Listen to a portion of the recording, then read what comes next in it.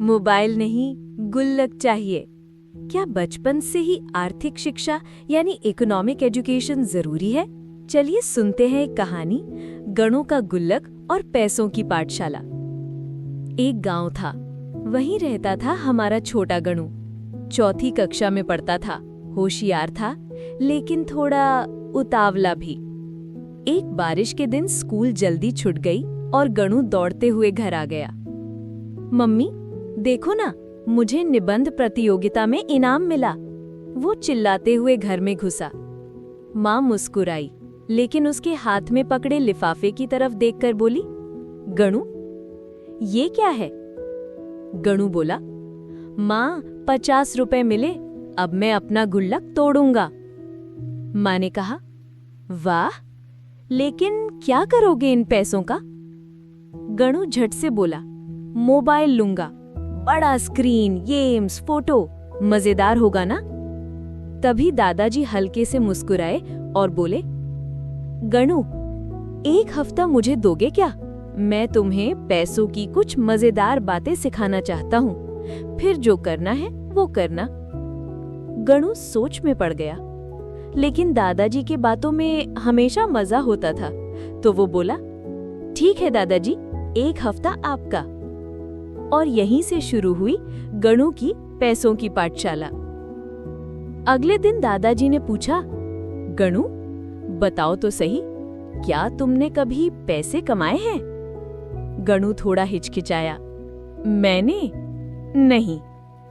दादाजी बोले, अरे, प्रतियोगिता जीती ना, 50 रुपए मिले, वही तो तुम्हारी कमाई है। गणु बहुत खुश हो गया। दादाजी, लेकिन पैसा होता क्या है? दादाजी मुस्कुराए और बोले, जब हम कोई काम करते हैं, मेहनत करते हैं, तो उसके बदले जो चीज मिलती है वो होता है पैसा, और उसे हम अपनी जरूरतों के लिए इस्तेमाल करते हैं, समझे? गणु सोच में पड़ गया। मतलब अगर मैं चॉकलेट लेने के लिए पैसे खर्च करता हूं, तो क्या ये जरूरत है?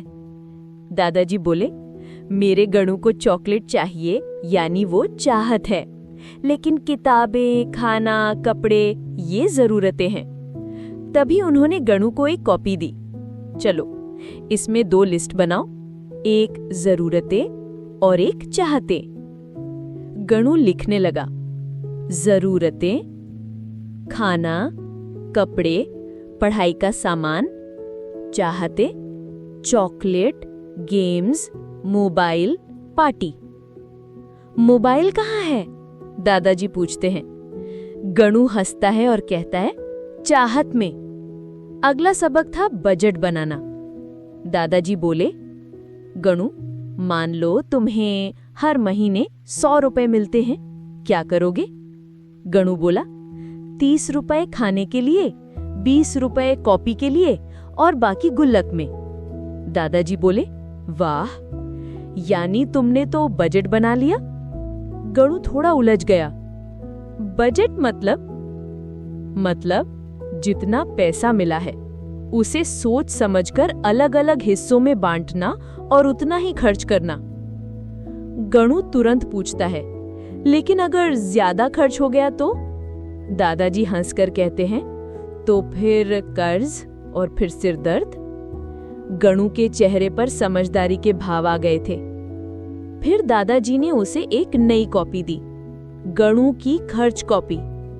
इसमें हर हफ्ते की खर्च लिखना और देखना कि कहां और कितना खर्च हो रहा है।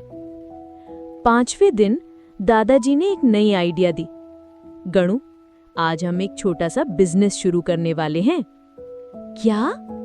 गणु आश्चर्य से पूछता है। गणु की पेड़े की दुकान।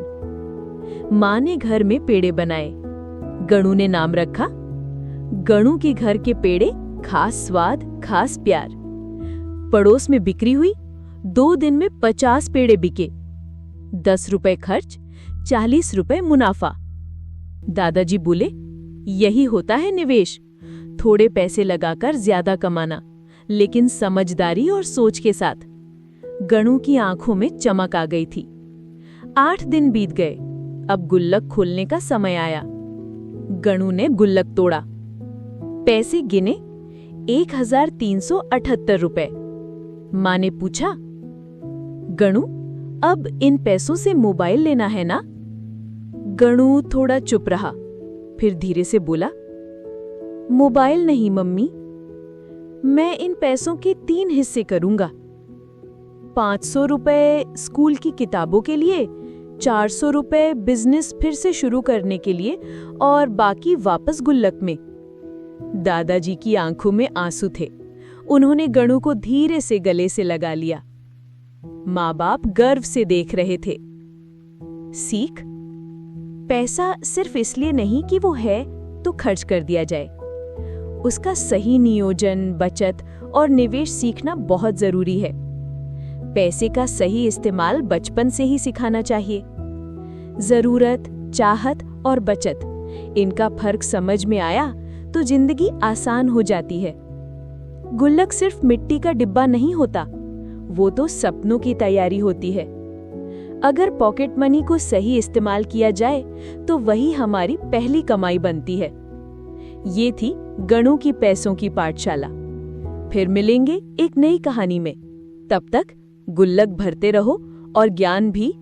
कहानी पसंद आई ना तो एक प्यारा सा लाइक जरूर करना और कमेंट में बताना आपने अपना पहला गुल्लक कब तोड़ा था या अब भी उसे संभाल कर रखा है। कहानी को ज्यादा से ज्यादा शेयर करो क्योंकि पैसों की ये छोटी लेकिन सच्ची क्लास हर घर तक पहुंचनी चाहिए। और हाँ, चैनल को सब्सक्राइब करना मत भूलना।